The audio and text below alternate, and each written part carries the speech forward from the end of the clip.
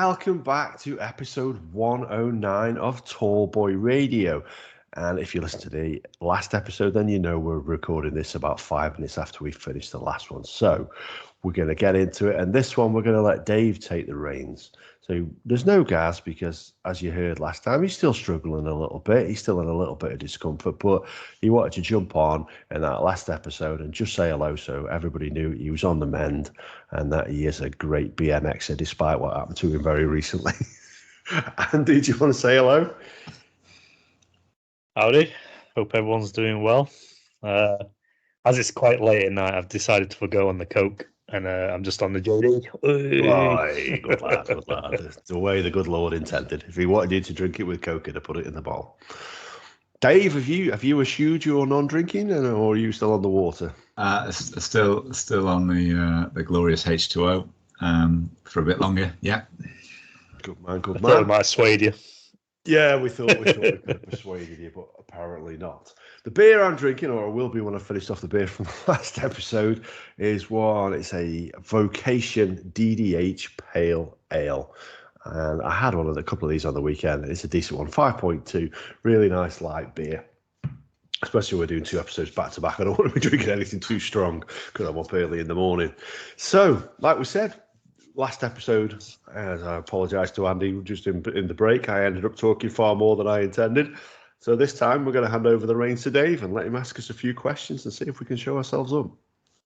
Well, but you'll be glad to know they're not questions with answers as in a pub quiz type question. It's more of how you see things happening and whether things might be better or worse in given situations. Really, not particularly heavy, and it's not a devil's advocate type series of questions. It's one for all three of us to give our views. And first one is I don't think it's particularly controversial. There's probably just degrees, and that's the environment and how we as individuals and perhaps our immediate families look at the environment and what we do or don't do. You know, do we do our bit? So if we were on a scale, if we each put ourselves on a scale from I really don't give a shit, I do absolutely nothing, don't give a consideration to the environment at all, to eco warrior, where you don't flush your toilet and you have a hole in the garden at the other end. Where on that scale would you put yourselves? Andy, let's go with you first. Where was you thinking you and the family? I'd like to say in the middle. I mean, don't get me wrong, I'm not the biggest recycler and stuff, but I generally reuse a lot of stuff. I don't buy carrier bags. Try and buy fruit in paper bags and all that sort of stuff. I don't know. Try and do my little bits. I think I could do more, but yeah. So you don't do you recycle? You said you did a bit of recycling. Does that imply you don't? So say most of our rubbish, I go through it all, obviously, and put it in the respective bin. We put all our general waste in a black bin, and that's the skinniest of bins we've got. And we fill the other ones. So I do recycle at home. What about nappies? What about nappies? Do you use the old Terry's nappies or the old landfill ones? Landfill ones, and then myself. No, I think we're at the minute with the boy. We just buy Aldi's little cheapy nappies, and they're amazing. But they're just in the general bin because they stink. I've not really looked into what we could do actually. Whether we could just use recyclable ones and ones you wash and all that. I've never really thought about it. Well, just to explain what Dave said there, Andy's a little bit younger than us, only by about 10 years or so, but he probably isn't familiar with Terry's nappies. Probably when he was a wee bairn, he will have been stuck in the disposable type. But when we were kids, those didn't exist. You had a piece of cloth wrapped around you, almost a bit like a loincloth, with a safety pin through it. And that would then be rewashed and reused. So it wasn't disposable nappies back then. And that was probably the last time I was... Well, we use those with Alice. Really?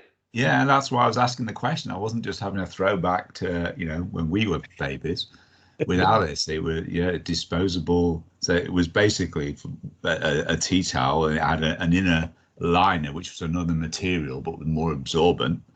And when they're done, if it's number one, you just rinse it, and you had a bucket where you put in with some chemicals to keep the odor down. If it was number two, you basically flushed it down the toilet and then stuck it into your nappy bucket until it was ready. And then at the end of the day, you stick it on the washing machine. Start again the next day. No, you say you did that with Alice. Yeah. Yeah. So is Albert younger or older? Sorry, I can never remember. He's younger, isn't he? So what did you use for him? Then it was, I think we might have started, or we might not have done, but we went for disposable. And I think that they're about 18 months apart. And at the time, it's very difficult, as you all know, having kids can be quite challenging. Having a second child that's not a lot older than the first, when you're working a lot, it's a lot more challenging. So it takes a certain amount of dedication to not just go for the really easy disposable option. So we didn't with child two. So Ad, what about you and your lot in terms of general environmentally friendly behaviours? I'd probably say very similar to Andy, to be honest with you. We recycle in terms of we have a silver recycling bin or slightly lighter grey, whichever way you look at it. I always call it silver, give it a little bit of bedazzle. And that one always fills up the quickest, I'll be honest with you. Then we have the green one for garden waste, fills up the slowest because I hate bloody gardening. And then obviously the food waste goes in there as well. And then we have the dark bin, which is just filled with all the stuff that doesn't get recycled. But the silver one, it gets picked up every fortnight, and I have to stamp that one down. But I would say we have a great service here in Cheshire. It's literally you lob everything in the same bin and somebody else sorts it out. If it came down to it, if I had to then take my cardboard somewhere else, and occasionally I do when we get the bigger presents, I'll take the cardboard into work and stick it on the cages and it gets taken away and recycled. But if I was having to take bottles to the bottle bin and piece it all out, if I'm really honest, if I'm really, really being honest, I probably wouldn't bother. I'm not saying I don't care about the environment. No, that's pretty much what I did just say. But yeah, I care. I'm just not willing to do anything about it. No, that I'm being flippant and I'm being silly there when I say it, but that's probably quite true. That's probably quite true. I get that. We come from a mindset, don't we, where we inherit this earth, we pass it on to our children, yada yada yada. Whereas if I could make myself have that sort of Native American proverb, if it could ring true to me, that we inherit this world from our children, we borrow it from them, we need to hand it over to them, and that's the mindset I need to get in. But I'll be dead honest, I'm not in that mindset. What do you think the main reason is that you're not? I'm going to blame everybody else and just say we come from a generation, growing up in the 80s, where everything was disposable. You use it once and bin it, and nobody cared and thought about the consequences because we didn't know any better then. There were people, obviously, who we used to call tree huggers and things like that, who cared about recycling. But that was a thing. That was the thing that everybody did, and it's ingrained in my mentality. Don't get me wrong, I'd like to think I'm free thinking enough that I could backtrack from that, but I don't. We did this when we were doing it as a beer podcast. We talked about sustainability, didn't we, Andy? And we ultimately all recognized that we could be doing more. But truthfully, when we looked into it, we realized the consequences of our actions. But also thought, we are probably going to talk about this, realize it's important, but then go back to doing the same, because ultimately there isn't something that impacts us. If there was something that impacted us, made us feel the pain for what we were doing, we probably would act differently. And do you think that would be a financial pain, do you think? Well, yourself, you act if something's going to impinge on you financially. With the rising cost of electricity and gas at the moment, everybody's looking at their bills and the contracts that they're tied into and when they can get out of it and find the cheapest ones. We all act when it's something that we recognise that affects us. And maybe that is the answer. I think one of the things that we sort of thought was, and again, it's passing the buck on to big business, that actually they should be held accountable. They should be looking at making sure that their products are renewable, and that we then have to input minimal into that effect of it. And actually, those are the ones that if they can act and make their products renewable, then that we would just follow suit. And maybe that's the way. I don't know. Do you ever think that what's the point? What's the point when you have countries like China, America, India that pump out so much damaging pollutions into the environment that it's just what you do as an individual makes no difference? So why bother? Or is it literally just can't be bothered? I don't think about it that way, if I'm really honest. I think I'm aware of it. I'm aware of what China and then obviously, India at the moment are a hugely industrialized nation, and what the pollution that they're kicking out into the environment is probably akin to what we were doing in the 1970s and earlier, in terms of when we were heavily producing products and the byproducts of that were damaging the environment. I don't think about it, no. And I think this is what we sort of said when we did that episode, that we just don't think about it. It doesn't register, it doesn't resonate, because there's no immediate effect.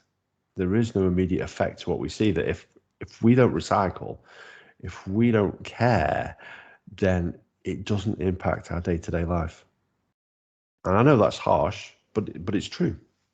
No, I think it's right, and I'm probably pretty similar to you guys in that you do your best to recycle at home. You're a little bit conscious when you're out and about. You put everything in the compost bin. We grow quite a lot of fruit and veg at home, but it's a tiny drop in the ocean. But I think your point, Adam, that when we grew up, it just wasn't a thing. I see it now, particularly with Albert. He's quite conscious of the environment. That they learn about it more in school. They're obviously a lot more aware of it because they're brought up knowing that we recycle and why. But that's another whole generation behind. But I think it's definitely changing. And your kids, Adam, are younger, and yours are younger again. Andy, so maybe by the time your kids particularly are adults, maybe the world will be a different place. It's like a Michael Jackson song, that was. Earth Song. Must remember Earth Song. Is that the one with a load of children and he's waving his arms around talking about wind? No, that was his court case.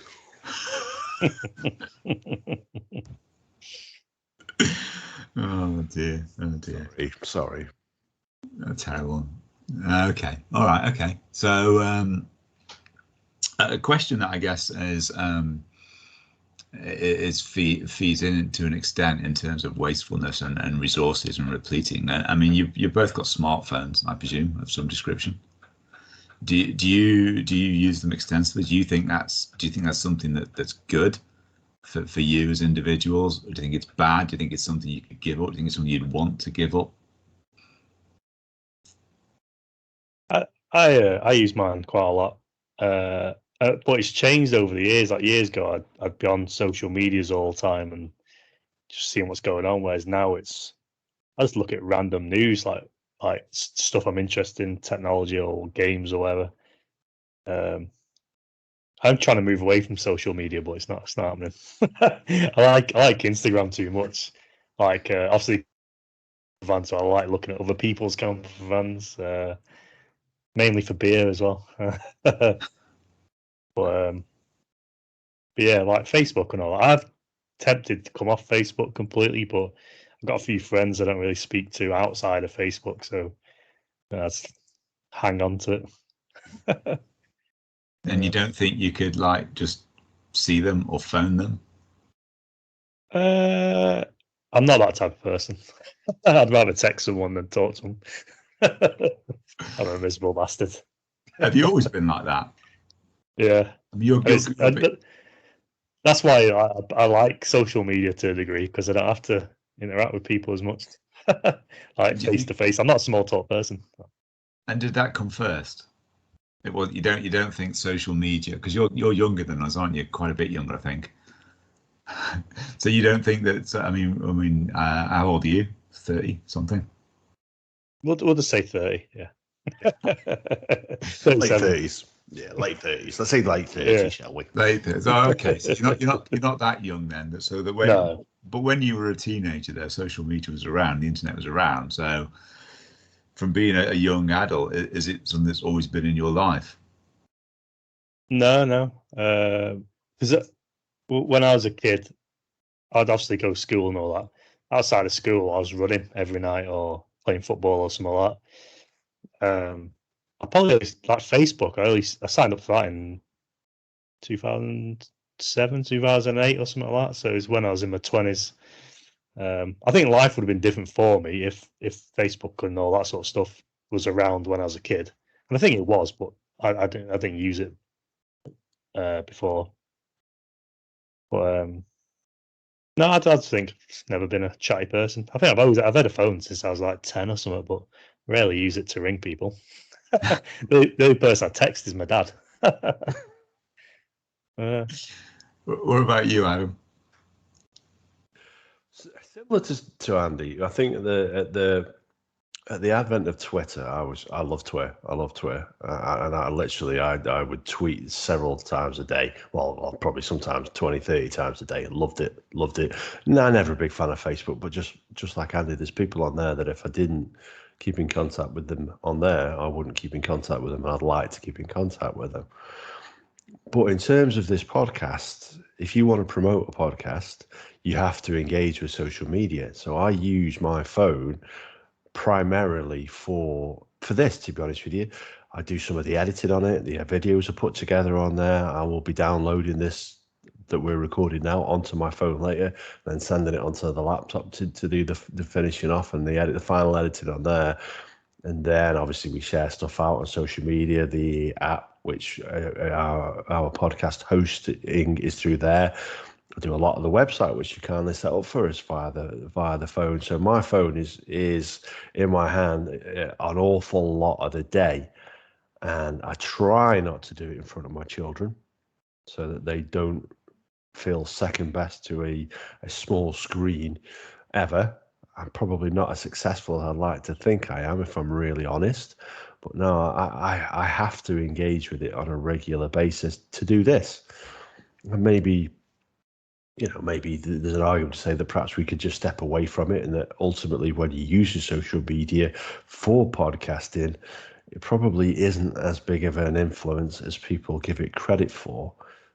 It's really, you're only messaging the people who are already bought in and listening to the podcast and letting them know what you're doing. Most people, if they're going to listen to a new podcast, aren't going to search through Twitter, aren't going to search through Facebook, aren't going to pay any attention to the advertising. They're going to go into the apps where they listen to podcasts, and that's where they're going to search through it. But yet we're bought into the idea of using it as social media. And funnily enough, we spoke last time a little bit about Double Trouble and what they were doing. And the conversations that we had with them was, they would do something and they'd do a kick-ass post, and it'd be great. You get loads of engagement. They paid for some Facebook ads, didn't really get any sales off of the back of that, but they do some great, some of their Instagram stuff, some of the Twitter stuff was fantastic. And you'd see the retweets, the likes and the comments and stuff like that. But then they wouldn't sell any products off of the back of it, that people would engage with it, but it didn't necessarily mean they were going to sell any more from it. And I think sometimes we give these platforms more power than that's it, that they're justified. Yeah, I mean that was the kind of where I was coming at with the smartphone and the fact that it's used so much. I mean, people use it for work, which is not necessarily healthy, but it's social media, and the kind of, I guess where I was exploring was, is it so entwined in your lives, which it is, for slightly different reasons, although there's some crossover, but for slightly different reasons, I suppose. And that then leads me to the next one, which is that a good thing? I mean, when we were kids, I mean, if you were to compare us as kids when we were, before the internet, so before we were teenagers, say, would you look back and think, you know what, if my kids now were brought up like I was, they would be, more rounded, or they'd be less stressed or less anxious, or they would have a better outlook on life, appreciate things more. As it is now, bringing up children now, just so different, is it better or worse? Both, isn't it? Yeah, there's benefits, isn't there? And I get the less stress thing, because with social media, with your phone in your hand, with that, everything is instantaneous. So there is an expectation of you. If you use your phone for work, it's expected that therefore that you are contactable 24/7. You know, just before we jumped on the podcast tonight, I was getting messages from my boss asking me to help out on another store next week. It's like, sorry, can't, I'm on holiday. But, you know, if that were the case, previously it would literally be, you either ring me on my home phone and leave a message with me mum and she'll get back to me when I finish playing soccer in the street or whatever, or you phone me at work. You know, those are the two places you could get hold of me. And it makes everyone instantly contactable.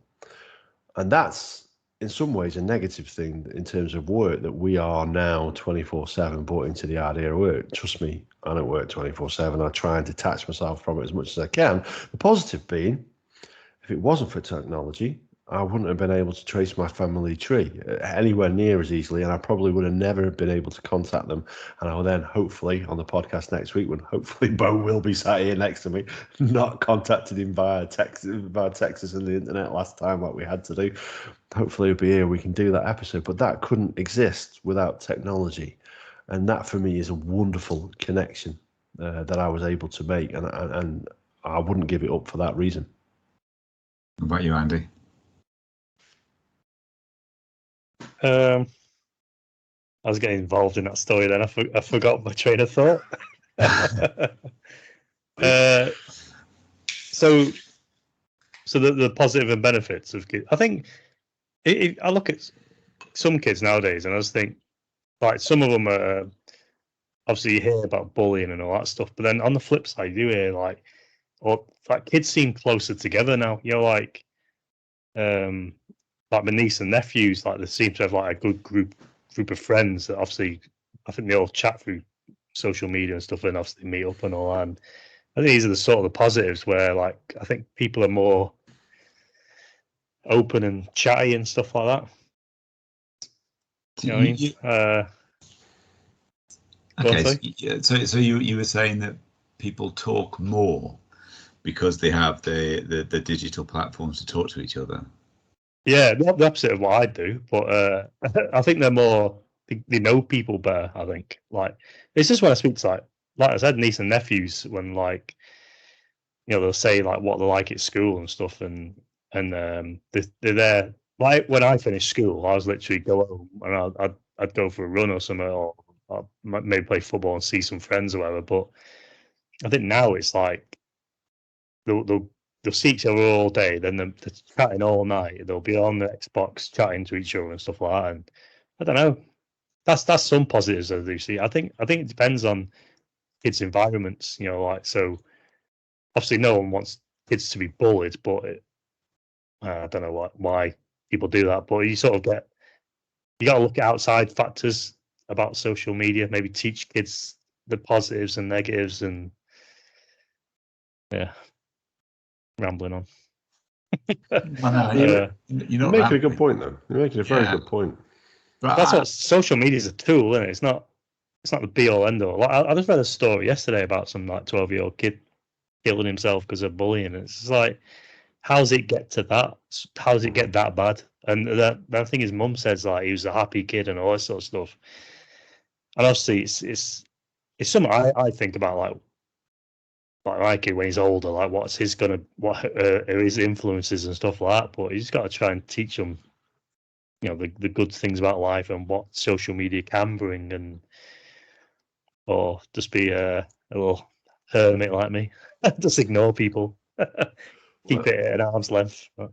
It's funny if you say that, dude. When Kim first said to me that, you know, she wanted children, and I'll be dead honest, it took her a couple of years to convince me. Sorry, kids, if you're listening to this, it's nothing personal against you guys, but you're happy with the trying, but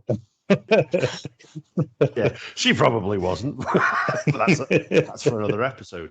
But no, it was a case of, I needed some convincing that this was a world that I wanted to bring something into. I knew that I was going to be invested and I was going to care and I was going to love whatever came out, whether it be a boy or a girl. I knew that. But for myself, I've got a pretty tough skin and I can live with that kind of stuff. And I don't really care what people think about me, but I am going to care what they think about my children. And Lord knows if they ever did anything to hurt them or to bully them, I'd go full on Liam Neeson, I will find you and I will kill you. I mean, I needed some convincing that this was a world that we could bring children into, that I wanted to, because it's a pretty shitty world at times. When you hear about kids being bullied, it makes me angry. And we joke and we laugh about things on here, and maybe we take the piss out of Gaz for breaking his collarbone. But you know what? We still care about him, and we still love him, and we still, even though he did it in a pretty stupid way, we still feel sorry for him for doing it, and he's got our sympathy and our love. And I want to know that the children that I was bringing to this world were going to get that as well. And I wasn't convinced wholly that there's enough good people in the world to make me want to do that. I will say this, when we talk about online and positive communities, just to stick a positive spin on it, one of the most positive communities that myself and Andy and Gaz and yourself now, Dave, are a part of is that podcast community. We are all theoretically competing against each other, getting people to listen to our podcast and getting our listening numbers up, if that is indeed the goal, or just giving ourselves a voice that maybe 1 or 2 or 200 or 300 or however many thousand people listening to. But the people that we've dealt with that, last week before, we had the designated quizzes. We had Tabby on from Happy Hour. We worked with them. We've worked with Pub Time Podcast. We've worked with Tiddy and Shana. We worked with Todd and Johnny. And social media, which effectively podcasting is a form of, has given us the opportunity to do that. And it's an opportunity which I love and I genuinely look forward to every week. And I love having guests and I love hearing people's different opinions and just talking to people that otherwise, if it wasn't for the internet, I wouldn't even know existed and I wouldn't know their stories. But do you think that I take all that and it is great, clearly, but if you didn't have the internet, you wouldn't know that was something you weren't getting. And would you be out and about like when we were kids, around your mate's house, going to concerts, going to gigs, playing in the park, meeting people that you don't normally speak to, and doing all of that anyway, just not thousands of miles via the wires?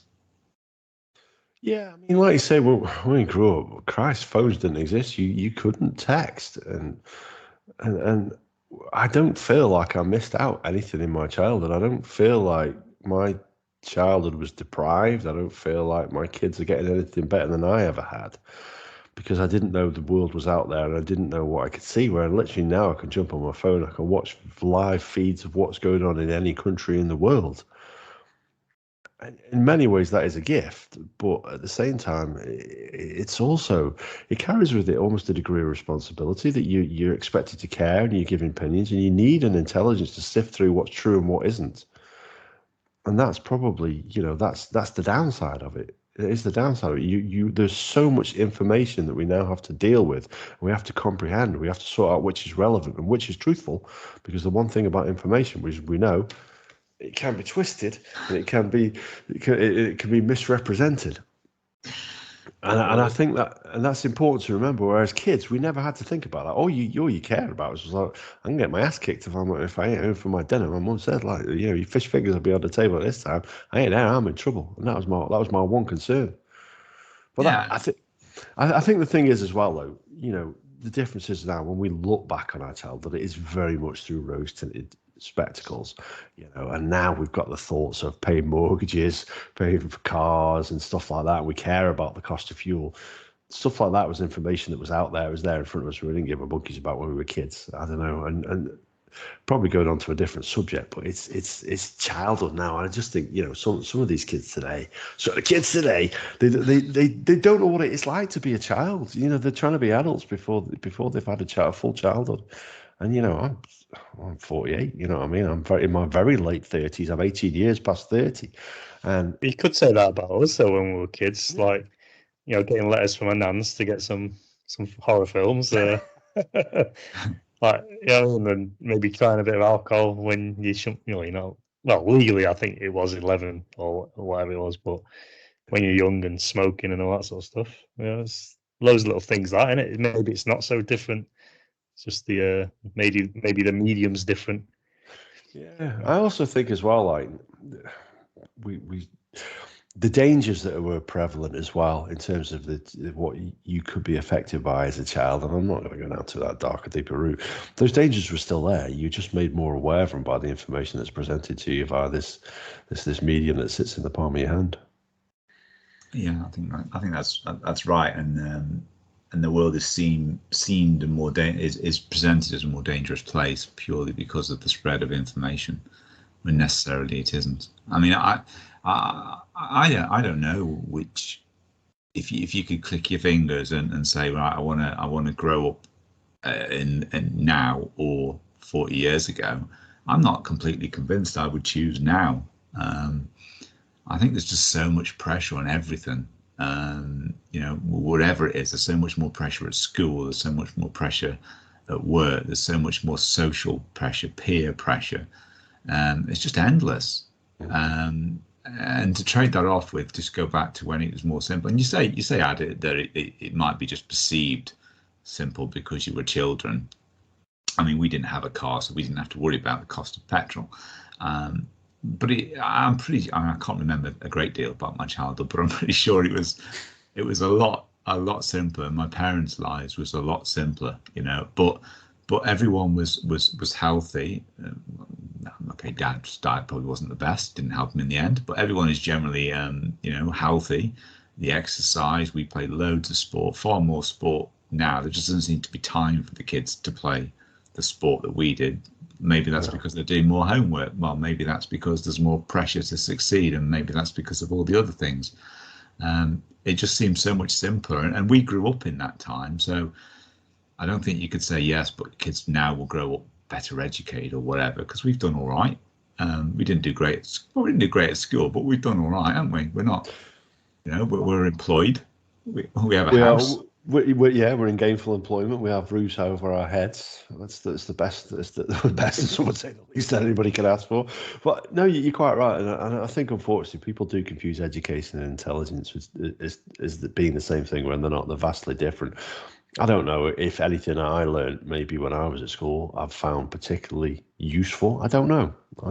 But that said, it gave me a grounding, and it gave me some many funny stories to share on this podcast from time to time. Most of them made up when they involved me. No, they were all true. Let me make that very clear.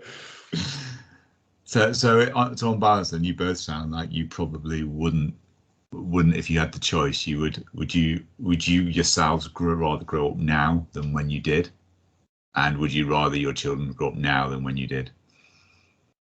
If you could choose. That's a tough one, isn't it? Certainly for myself.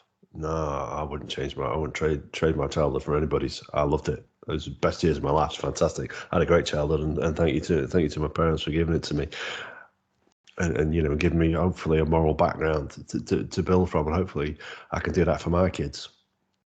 I don't know. I think maybe I'd like to take some of the pressures away from my children, and I'll do it, and I'll limit their phone use, when they get old enough to have them, and try and moderate what they see on television and what they experience. But I've done it with Matilda. I can't remember his last episode or this episode where we said about horror movies, and I don't watch them in my house, and so that my children aren't affected by them.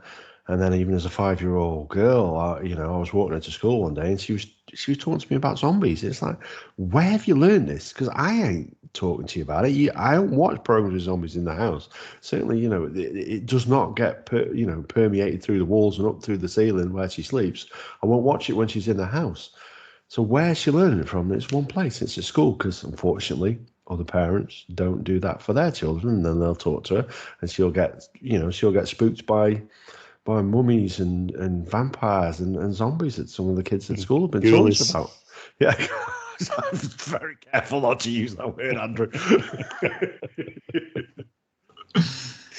But she does. She was talking to me about. I was walking to school the other day, and she was telling me about it. It's like, wow, you're 5 years old. I've done my best to shield you from it, and you're already 5 and I've failed because you've heard it from somewhere else. So there's also Halloween, isn't there? Like zombies and ghosts and all that. Do you know where it come from? Because there's a game, isn't there, that my kids played on it a while ago with zombies and cabbages or something. I don't know. Oh no.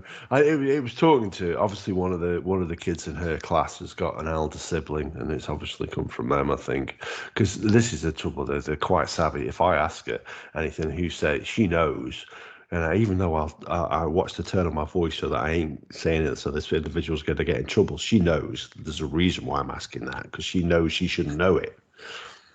She's pretty smart. Unfortunately. She's smarter than me. Therein lies the problem. Yeah, next 10 years are going to be great for you, mate. Fired already.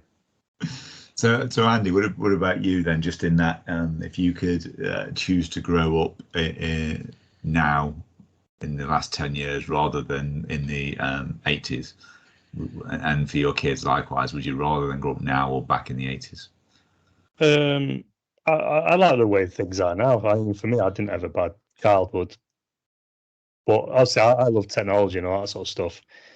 And I had, decent toys and all that growing up. But I quite like now that there's a lot of technology. So, say if my lad wants to play football, that the boots you can wear now are, you're not going to get blisters and broken toes from them. They're going to be a bit comfier and fit your foot better. And he's got more choice in sports and stuff like that. So I think I'm happy the way things are. I don't know. I think I could grow up in this time, but then again, I won't be how I am now. I don't think, like hating everyone and stuff. I don't know. I think I'm happy growing up in the 80s and all that, and I've lived my life some way, and like I said, Ben, you want your kids to know different stuff, and it probably will be different to how we, like watching horror films and all that. You're going to shield your kids, but then it was all right for you to do it. I mean, like it's just that knowing, isn't it? Now. That's probably the difference. I'd like to say, like, as a species, we learn more as we go on, but I sometimes think we're going the other way. Yeah. I think we do. I think we curtail the parental instinct, and I'm as guilty as probably virtually every parent in that you'd never let your kids do the things that we did. When we used to just go out and play, it doesn't matter pretty much how old you were, 6, 7, 8, whatever. You just know you had to get back for tea. It didn't really matter where you went either. We used to go down to the canal, and do all sorts of things that now, it'd horrify you to think your kids were going at that age. Yeah. And that's not a technology thing. I don't think that's just a general change in mindset. There's a little bit of you when you used to think about your parents. Go, what are you worrying about, Mum? Jesus Christ, get a grip. You know what I mean? And now all of a sudden you're in those shoes where you're worried about your children. You think, I hate to say it, but my mum was right. Yeah. Quite right to be constantly terrified. Well, I don't know if mine was, to be honest. It might not have been, but my mum still worries now. To be fair, we give her plenty to worry about. Oh dear. I wanted to get your thoughts on the other end of the spectrum from kids, and what your thoughts are on growing old. It terrifies me. There was a time when I was a kid where I used to think, if I'm 8 to 40, winner, chicken dinner, that'll do me. 40 years on this planet is more than enough for anybody.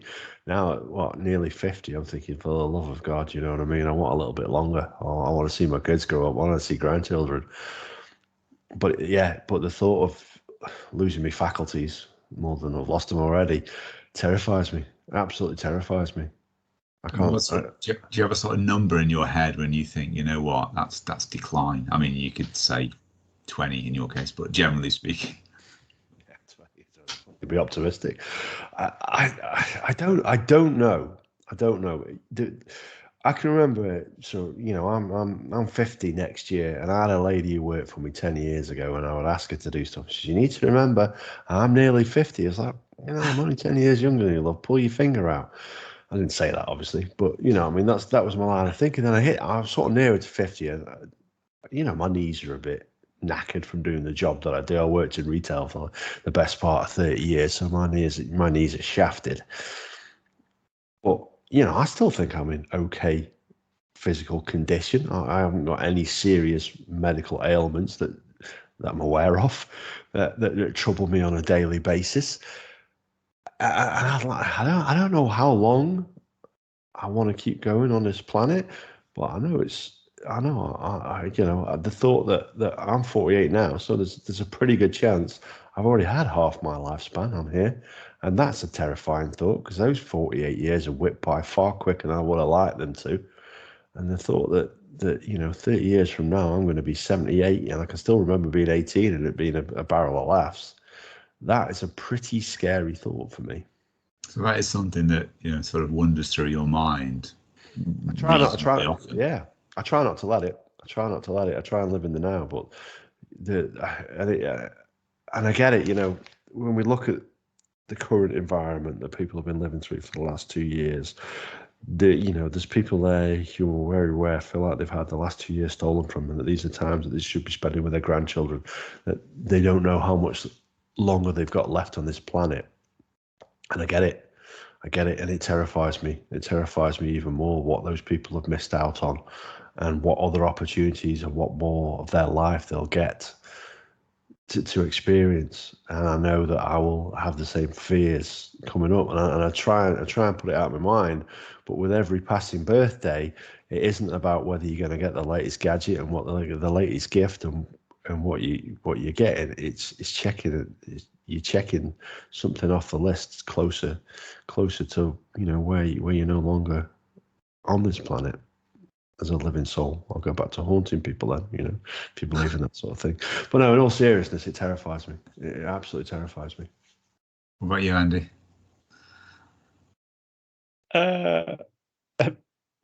Before I had the kid and all that, I honestly, I think there's always some thought in my mind, but I didn't really care.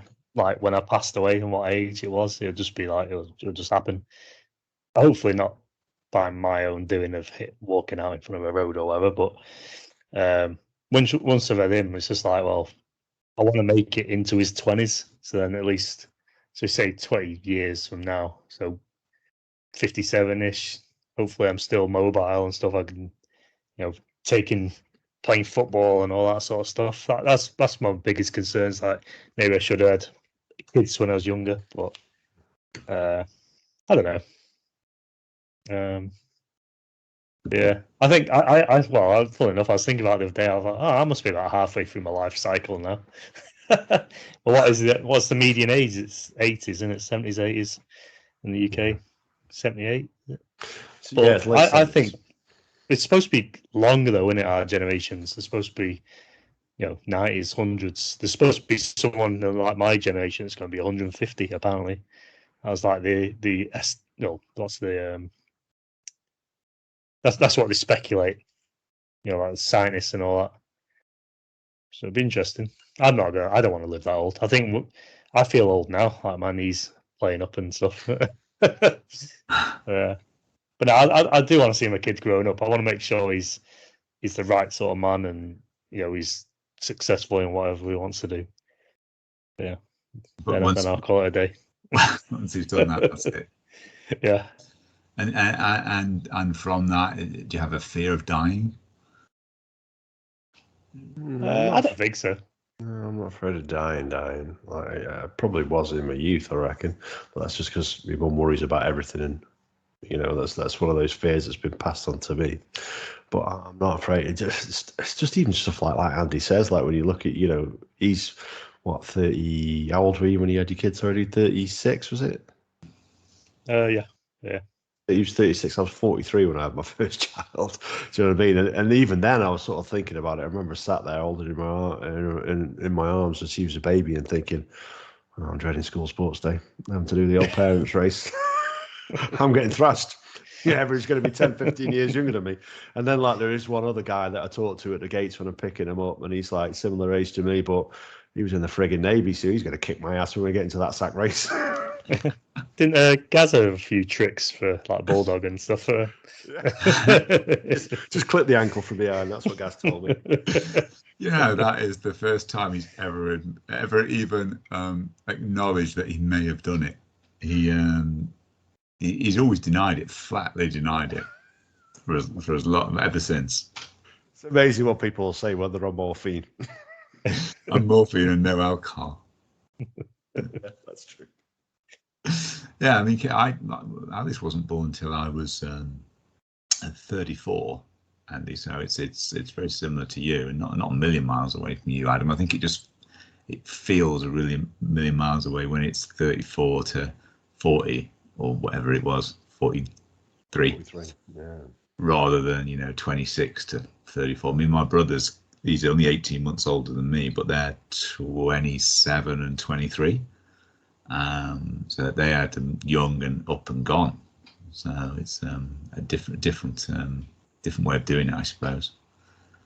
But yeah, it's I don't particularly look forward to getting old either. It's it does play on my mind, probably similar to you, Adam, in that sense. Not something I worry or fret about, but you do think about it and think, which is a bit odd in a sense, because in my family, you tend to, if you live old, most people that live old, like my great aunts and even my grandfather, if they're not killed off by cancer or heart attacks, they tend to live and be active till really quite old. My great aunt and uncle were living together in a house when they were 94 and 92. My uncle Phil, he was registered blind. He was driving into his 80s. My aunt used to basically navigate, slow down, turn left. When then I look back at them, and she was then living on her own until she was 96, and then she did get dementia, going home, lived to 100. But at 96, she was still living in a home, perfectly mobile, was doing all the gardening, looking after a house and running a house on her own.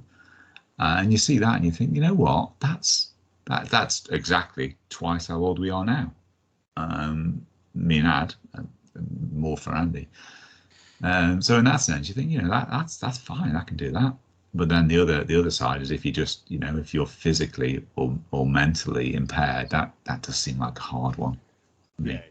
I lost an auntie last year, and she had Alzheimer's, and to see someone who was full of life and really, really very sharp, very intelligent, and then just watch her become something that I didn't recognize was difficult. And that's when you think about your own mortality and the things, because we are biological, that things can just go wrong for no good reason. You can have the best diet in the world, you can eschew alcohol, you can eschew illegal drugs, don't make any difference.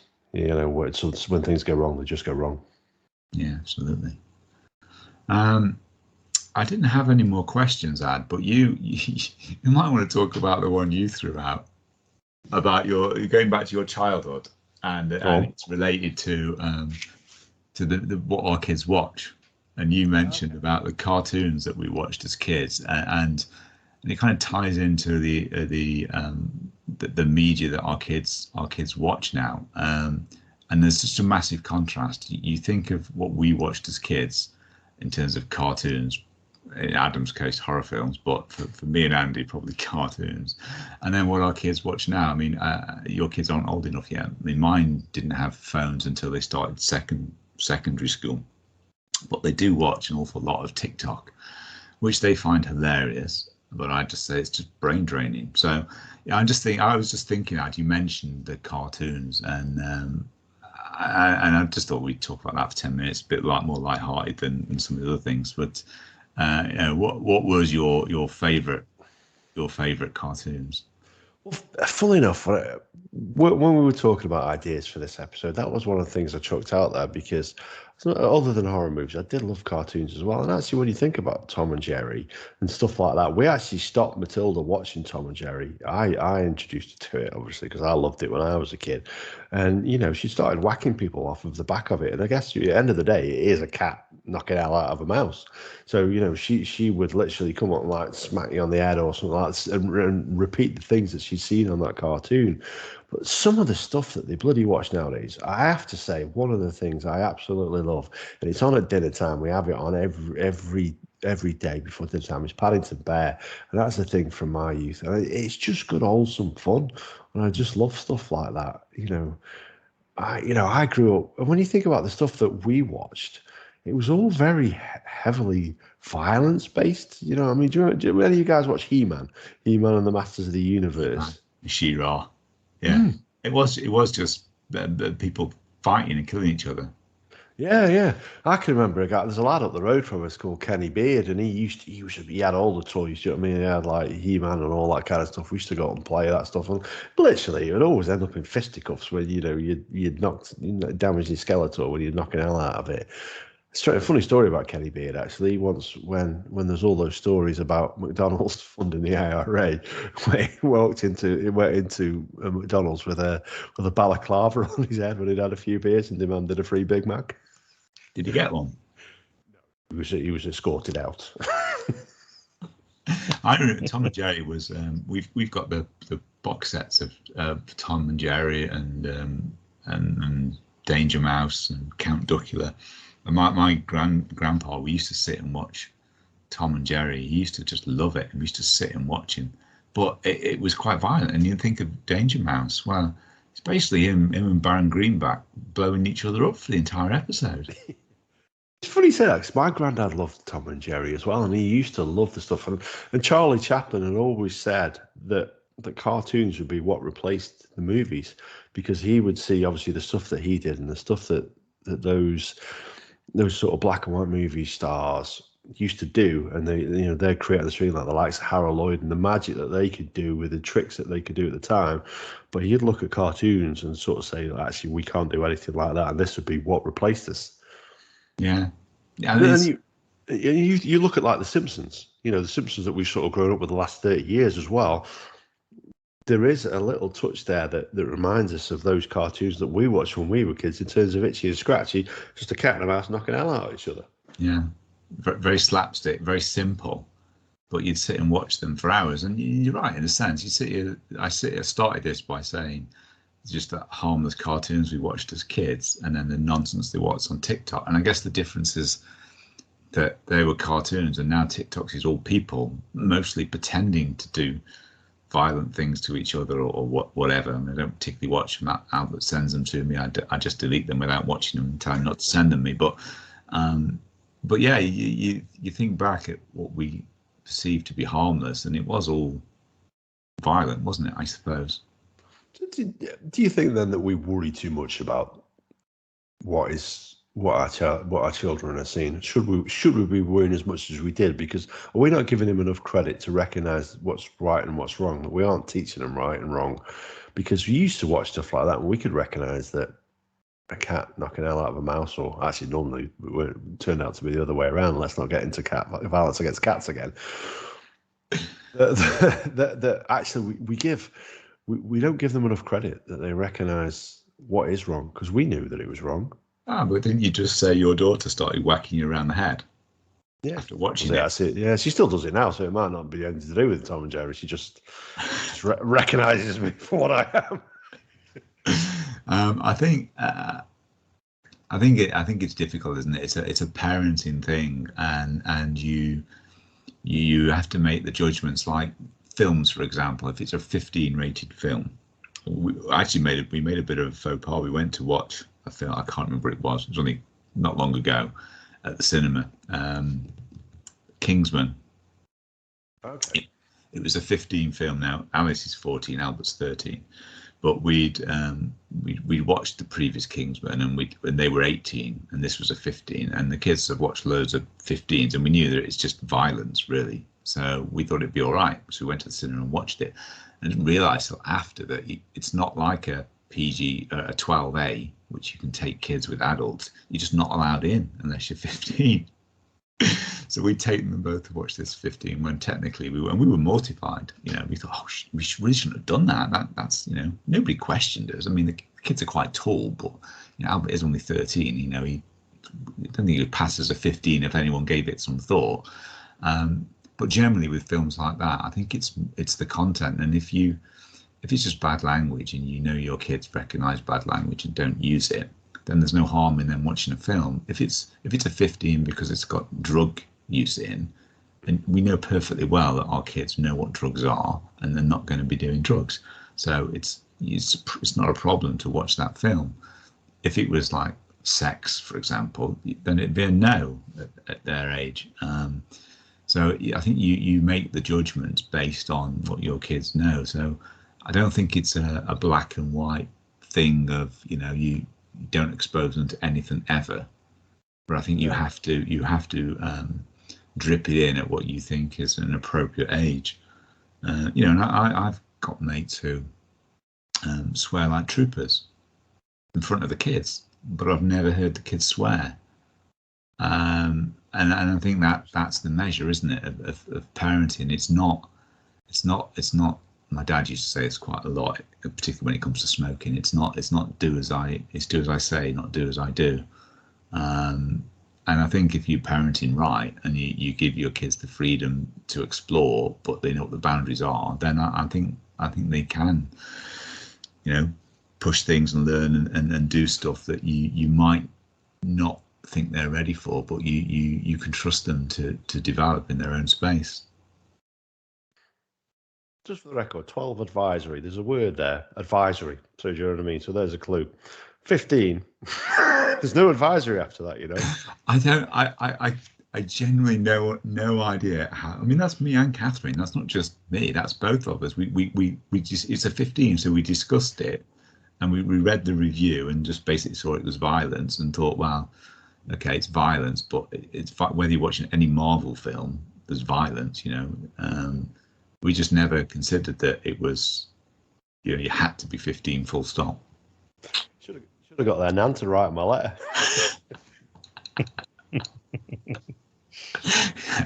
Yeah, I'll see if Mum will do that.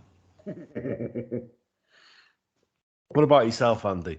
What cartoons? What sort of stuff have you watched any of the cartoons on nowadays? When you look at the stuff like, because you're a big South Park fan, aren't you, dude?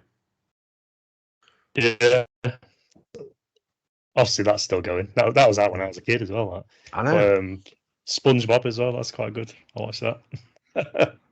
But you look back at some of the stuff from years ago, and there's like how many innuendos are in it. I mean, I don't watch kids' cartoons now, but like Lion King. Apparently, some clouds have a penis in it and stuff, and like.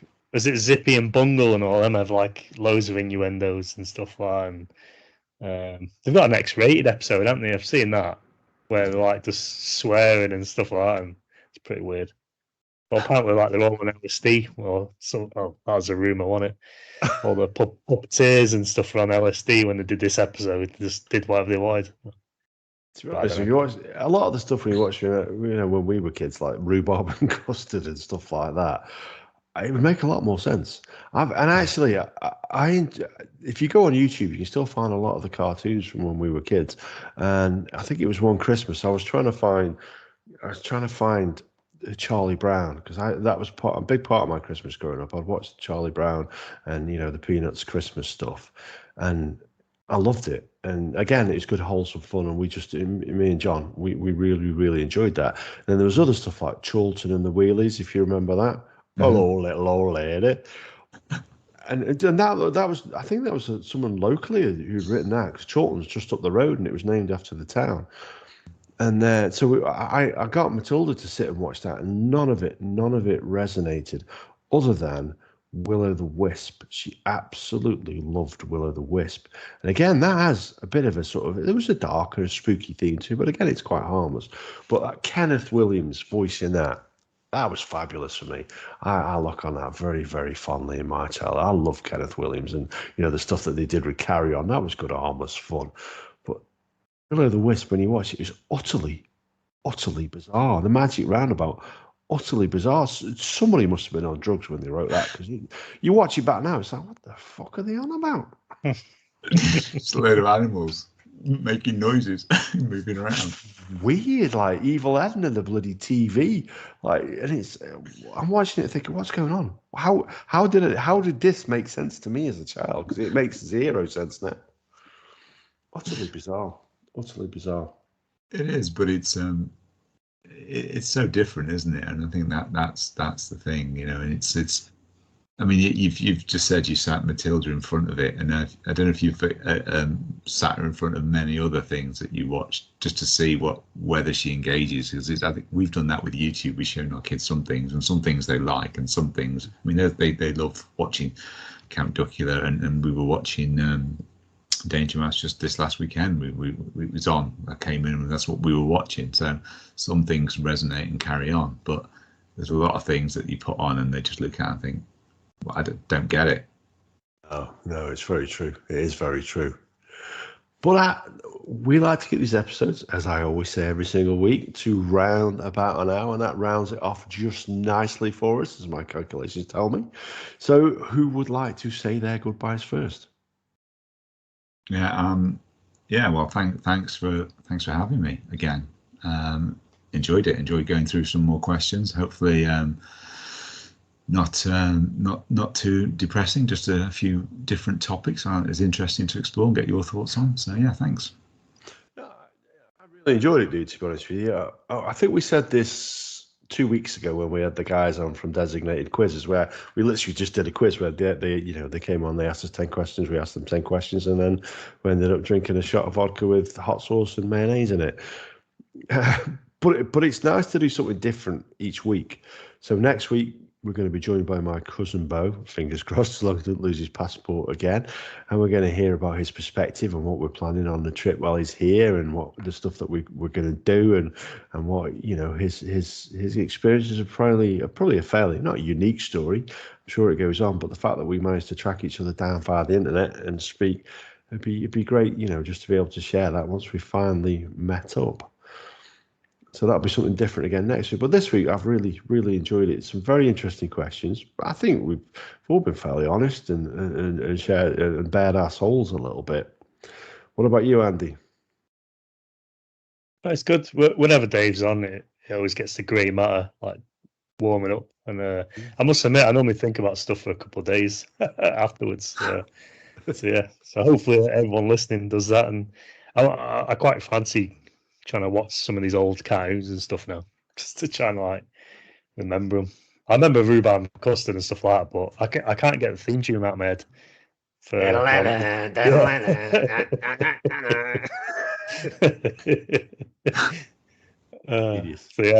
watch some of them. Cuthbert, Dibble, and Grub. Trumpton again. That was another. Well, what was that? Trumpton Trumpton, the fire station. Yeah. Finally. Yeah, it was quality, and again, that was just utterly bizarre. Nowadays, I don't suppose it would hold Matilda's attention for any Greatland title. Maybe it would. We'll have to pull it. Yeah, I'll pull it up on YouTube tomorrow. Never mind, Paw Patrol. I'll have a look at this. It'll blow your mind.